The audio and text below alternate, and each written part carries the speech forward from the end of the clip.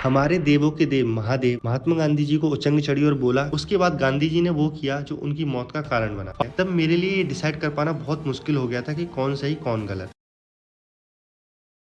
हर era की एक खास बात रही है कि उसमें एक राइवलरी ऐसी रही है जिसे पढ़कर या सुनकर मजा ही आ जाता है। Let me tell you the history. For example, current में rivalries like Messi versus Ronaldo, लेकिन इसमें जान लेने तक बात नहीं पहुंचती। लेकिन हर राइवलरी में सिर्फ कंपटीशन तक बात नहीं होती। कुछ लड़ाइयां वर्चस्व की होती हैं जिसमें जान गंवानी ही पड़ती है किसी एक को जीतने के लिए। 12th सेंचुरी में king of Hindustan Prithviraj Chauhan versus king of Afghanistan Mohammad Ghori, score 17-1। मगर एक बार जीत कर भी घर के वेदी जयचंद की वजह से मोहम्मद गौरी फेमसली अपनी जान गंवाते हैं, वो भी पृथ्वीराज के हाथों से। 17th सेंचुरी में छत्रपति शिवाजी महाराज वर्सेस औरंगजेब। औरंगजेब की आर्मी बहुत बड़ी थी कंपेयर टू शिवाजी महाराज, मगर फिर भी जब तक जिंदा रहे औरंगजेब को चैन की सांस नहीं लेने दी। 20th सेंचुरी में दो बिगेस्ट राइवलरीज आई, दोनों ही वर्ल्ड वॉर 2 के दौरान आई। Churchill and Stalin versus Mussolini and Hitler. Winner Churchill and Stalin वाली साइड रही, मगर इंडिविजुअली पेंटर और मुसोलिनी ज्यादा पावरफुल थे। इंडिया की बात करें तो इस टाइम पीरियड में नेहरू, मौलाना आजाद, गांधी वर्सेस एससी बोस, सावरकर, गोडसे। मौलाना आजाद का इस राइवलरी में बस सपोर्टर का काम था, इसलिए इन्हें साइड रखते हैं और बात करते हैं नेहरू गांधी वर्सेस सावरकर, गोडसे। लेकिन आप सोच रहे होगे सावरकर वर्सेस नेहरू, ये कुछ बात समझ नहीं आई। दिल की बात यह है कि इन दोनों ने ही सबसे ज्यादा रायता फैलाया। आगे आपको समझ में आएगा। देखो, जब पहली बार मैंने ये पढ़ा व्हाई आई किल्ड गांधी, जो कि एक बुक है नाथुराम गोडसे ने ही लिखी है और उनके भाई गोपाल गोडसे जो उनके साथ थे गांधी जी की हत्या में, उन्होंने पब्लिश की है, तब मेरे लिए ये डिसाइड कर पाना बहुत मुश्किल हो गया था कि कौन सही कौन गलत। फिलहाल हम इनकी आपस की दुश्मनी को डिस्कस करते हैं। गोडसे गांधी की जान लेने के लिए इस कदर पीछे पड़ गए थे कि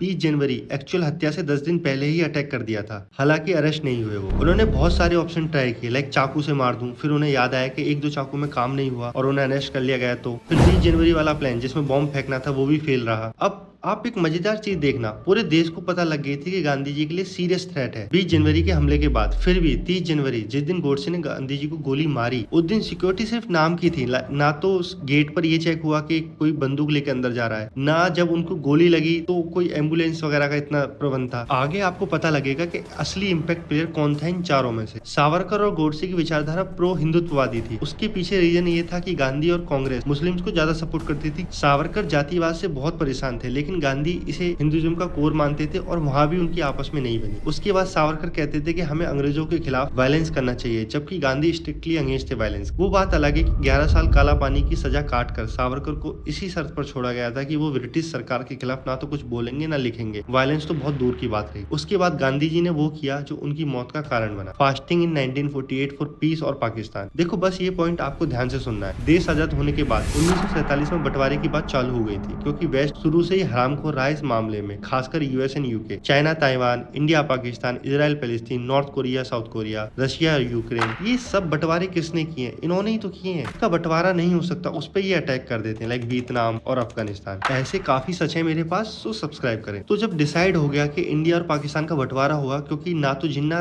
राजी थे पीएम की गद्दी छोड़ने के लिए, ना ही नेहरू, तब गांधी जी ने बोला अगर पाकिस्तान बना तो वो मेरी लाश पे बनेगा। सब खुश हो गए, खासकर गोडसे जिसका सपना था कि अखंड भारत बने स्टार्टिंग से ही। सावरकर ने भी बोल दिया कि अगर 1% बंटवारा हुआ पाकिस्तान और इंडिया का, तो पाकिस्तान की जगह सिक्किस्तान बनेगा, क्योंकि वो मुस्लिम से ज्यादा सिख्स पे भरोसा करते थे। अब ये तो हुआ नहीं, बंटवारा हुआ और पाकिस्तान बन गया। मौलाना आजाद ने भी इस बात से बहुत ज्यादा नाराजगी जताई गांधी और नेहरू के प्रति, मगर कुछ कर नहीं पाए। बहरहाल बंटवारा हुआ, डिसाइड हुआ कि इंडिया और पाकिस्तान आपस में पैसे और सारे एसेट्स को बांटेंगे 82 to 18% के रेशियो में, और इंडिया पाकिस्तान को 75 करोड़ रुपए देगा। पहली किस्त 20 करोड़ की स्टार्टिंग में ही दे दी थी, बची थे 55 करोड़। अब बंटवारा जो था वो पीसफुली होना था, क्योंकि सब कुछ पहले ही डिसाइड हो गया था। लेकिन पंजाब और कश्मीर साइड, जहां सबसे ज्यादा मारकाट हो रही थी बंटवारे के बाद, इंडिया इससे बहुत परेशान था, खासकर इंडियन गवर्नमेंट। और क्योंकि पाकिस्तान का इसमें बहुत बड़ा हाथ था, मतलब पाकिस्तान ही इसे करा रहा था, क्योंकि उनके अंदर ये होड़ लगी थी कि ज्यादा से ज्यादा एरिया कवर हो पाए। इसी मारकाट और अशांति के चलते नेहरू और पटेल ने डिसाइड किया कि वो बाकी 55 करोड़ पाकिस्तान को नहीं देंगे। हमारे देवों के देव महादेव महात्मा गांधी जी को उचंग चढ़ी और बोला हम फास्ट रखेंगे देश की शांति, और जब तक तुम 55 करोड़ पाक को नहीं दे देते मैं अनशन पर रहूंगा। नेहरू और पटेल पहली बार गांधी जी के इस डिसीजन से नाराज थे, और बिल्कुल सही थे वो। लेकिन गांधी जी कहाँ मानने वाले। 1948 13 जनवरी से 18 जनवरी तक उन्होंने फास्ट ब्लास्ट किया, सरकार ने हार कर 18 जनवरी को बचे हुए 55 करोड़ भी पाकिस्तान को दे दिए। उसके बाद तो आपको पता ही है क्या हुआ। उन्होंने उस पैसे को मिलते ही एमुनिशन लिए, कश्मीर पर हमला चालू किया। शुक्र रहा पटेल का कि उन्होंने टाइम पर आर्मी भेज दी, वरना जो पूरा पाकिस्तान था वो कश्मीर को ले ही लेता। और हमारी आर्मी जो पीओके में एंटर कर चुकी थी, लेकिन नेहरू से गलती हुई, उन्होंने एक सीज फायर कर दिया। काश 24 घंटे और दिए होते तो सारा रट्टा ही खत्म हो जाता जीवन भर के लिए। अब गांधी जी के इस डिसीजन से जो नुकसान हुआ, लाइक कश्मीर का हिस्सा खो दिया, इतने लोगों की जाने गई,